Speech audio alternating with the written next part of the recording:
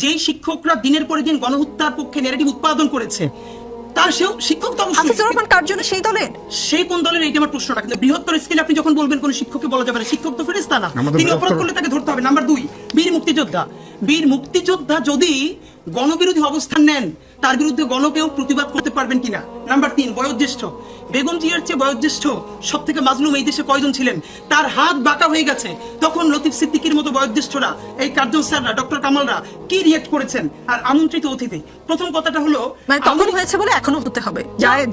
না, জায়েজ কেন বলছি? প্রথম হলো আপনি বিচার করতে পারেন নাই, এই রাষ্ট্রকে আপনি বারবার ধরেন। আমরা তো একটা রিকনসিলিয়েশন চাই, আমরা বলেছি একটা ট্রুথ অ্যান্ড রিকনসিলিয়েশন কমিশন করেন, যারা বিচার করেছে বিচার করে ফেলেন।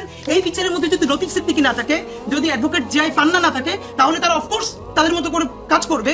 কিন্তু আপনি এইরকম দগদগের স্মৃতি, এখন পর্যন্ত একটা বিচার শুরু করতে পারেন নাই। এখানে ইন্ডিয়ান হ্যাজিমনি পুরোটা অ্যাক্টিভ আছে, এখানে এখনো কালচারাল সেই অ্যাক্টিভিস্টরা বিনম্র শ্রদ্ধা